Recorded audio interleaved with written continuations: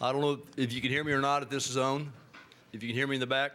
I'm Richard Hill, President of the Greater Austin Crime Commission, and we're honored today to be here participating in this Global Security Summit with the Robert S. Strauss Center for International Security and Law here at the University of Texas.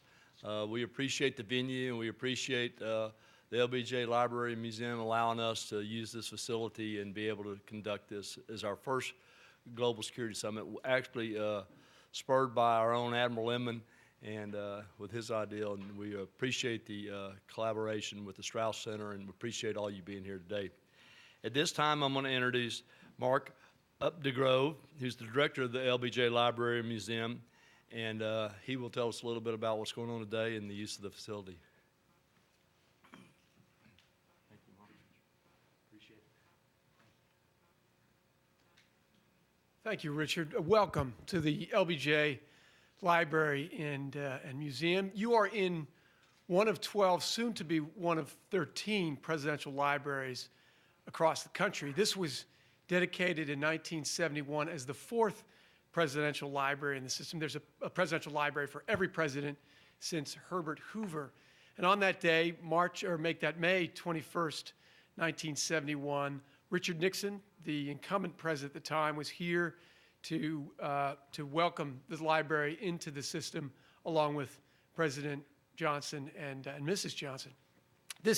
When he dedicated it, he said, when Johnson dedicated the library, he said, "It's all here, the story of our time with the Barkoff, for friend and foe alike." And what he meant was that under this roof were the 35 million papers of his administration, available for any historian to make of it what he or she wishes. There was no attempt to put a veneer over the story of the Johnson administration and his presidency. And that's the spirit of this place. We want people to come in and make up their own mind about President Johnson. You see to my left, there are a number of pictures that help to tell the story of those very turbulent and in many ways very triumphant times. President Johnson was particularly proud, and understandably so, of his domestic record and the great society he labored to build during the course of his tenure. Civil rights legislation thrived during his years in the presidency. He probably did more for civil rights than any president of the 20th century, enacting the Civil Rights Act of 1964, the Voting Rights Act of 1965, and the Civil Rights Act of 1968, which included the Fair Housing Act and the Federal Jury Reform Act, the most sweeping legislation by far in civil rights. He enacted the most sweeping reform as it related to immigration, rejecting the Western, the quotas that we had to restrict everyone but Western Europeans into our borders. He did more for the environment than any president, and on and on. But what was most important to him was keeping this country safe. And I know that you're here to talk about that very worthy subject, and I commend you on the topic at hand. So I welcome you today, and before I cede the platform to my good friend Dean Hutchings from the LBJ School, with whom we have a very close collaboration, I want to congratulate my very dear friend Admiral Inman on receiving the Kilgore Award last evening. So thank you again for, yes, please. Very well deserved.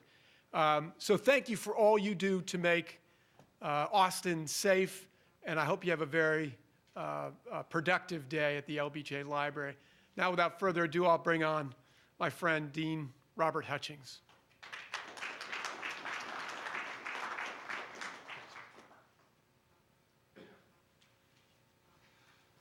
Thank you very much, Mark, and let me also welcome all of you to this conference. I really like the theme of trying to connect the local with the global, the problems that operate on the street with the global origins of a lot of those problems. Let me also extend my congratulations to my friend Admiral Bob Inman, Bob's office is right below me, and I keep threatening to install a fire pole so I can slide down whenever there's a problem I can't handle. Usually I just have to walk down and ask his help, which he always renders.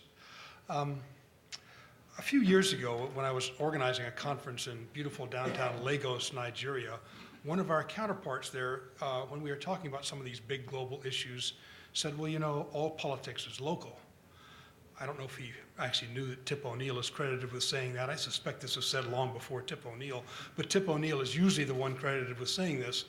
And it really resonated because we were sort of lost in cyberspace and talking about big global issues.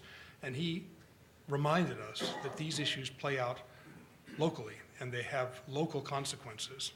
It's almost a leitmotif of the way we think about the way we're trying to transform the LBJ school in a way to instill a more global perspective, because the problems we see out there, the problems and challenges that concern us most, from the energy crisis to human trafficking, you name it, are simultaneously local and global. So part of this effort is the creation of a new Master in Global Policy Studies that Bob Inman and Frank Gavin were so instrumental in doing. But I've been at pains since I took over as dean a year ago to remind people that this is not just international. We're not trying to create another international studies program. We could do that before.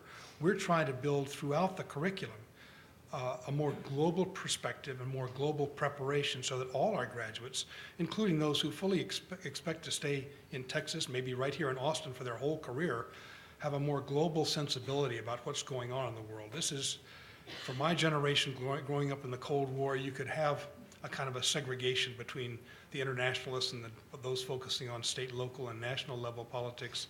That world is gone, and those doing international politics need to be much better connected to domestic and vice versa. So that's what we're really trying to do with this, and this occurs through our research. Some of our best research in education policy, for example. Lots of things that are going on right here in the Austin Independent School District, but the same scholars are also writing about global education reform. They're conscious of what's going on around the world. Same is true in healthcare and across the board. So let me come back to the conference I mentioned in Lagos. This was part of a series of 16 international conferences that I co-hosted in the last few years whenever I had some spare time, leading a small non-official American delegation around the world for strategic dialogues with counterparts. The Nigeria trip was part of one that also took us to Johannesburg, South Africa, and to Cairo. We also went to Tokyo, Seoul, Beijing, Santiago de Chile, Sao Paulo, Mexico, Turkey, India, Russia, Germany, France, all over the world, every continent. And in each stop, we had the same kind of structured strategic dialogue with counterparts in that country, counterparts from law enforcement, from academe, from foreign ministries, from universities, from business. And let me just share some of the common themes, because I thought a lot about this as we were going through these sessions. There are a few common themes that I'll try to bring back at the end of my brief remarks to what's going on right here, where we reside. One overwhelming one was the contradictions of globalization. I mean, globalization as a megatrend, a trend so powerful that it affects everything else. It is overwhelmingly a positive force. Not millions, but hundreds of millions have been lifted out of poverty around the world as a consequence of a more globalized environment. But it is a force that also has some challenges associated with it and some downside risks. For one thing, it has accentuated the gap between the haves and have-nots. The middle class is exploding, but the underclass, the bottom billion, as it's referred to, is still the bottom billion. And the gap between these communities is widening dangerously, and it plays out in different ways in different settings. In South Africa and parts of South America, our counterparts worried that the underclass would simply detach altogether from the social fabric of society. You can see it in Mexico, where there's large spaces that really aren't part of the social or political or economic fabric of the country. the rapid mobility of people across borders is also a consequence of globalization that brings with it its own challenges. The second major trend that I won't spend as much time on was the impact of China's rise.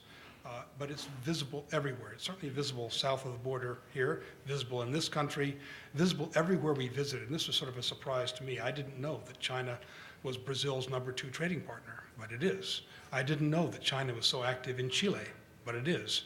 Of course, it's active in Nigeria because Nigeria has oil, but China's influence is really seen everywhere we visited. A third major trend is, and this is a large one, is the new security agenda. This gets closer to the theme of this conference. It's not that the old security agenda has entirely disappeared, but the new agenda is born of a different set of phenomena. It's a consequence of competition for resources, not only energy, that's the obvious one, but also precious minerals, the scramble for the unregulated scramble for resources around the world, driven especially by the rise of China and of India and their huge new appetite for oil, gas, coal, other sources of energy and other raw materials. The new challenges to governance, this is also part of the new security mix. And the way I would put it for shorthand is a combination of things. Globalization, the telecom revolution have empowered individuals and small groups within societies that are outstripping the capacity of some traditional governments to cope with them.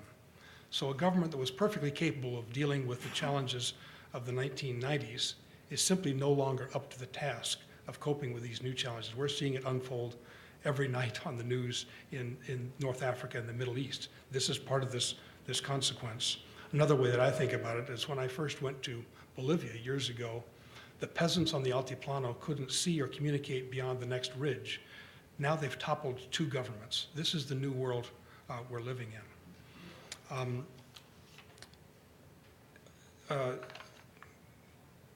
So this is leading also to state failure, or in the most dramatic case, state failure, but in the more common case, extreme state weakness or large ungoverned spaces. And here again, Mexico is a perfect example. Say about a third of the country is now essentially ungoverned. It's out of law enforcement and so forth. The final trend I'll mention here, because it's also related, is this we heard a lot, was failing American leadership, which wasn't the same as anti-Americanism. We heard that too.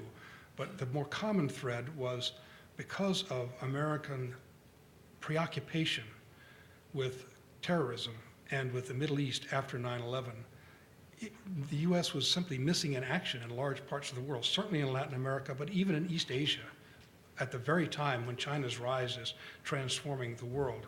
So people were not condemning the United States so much as lamenting the failure of sort of constructive American leadership.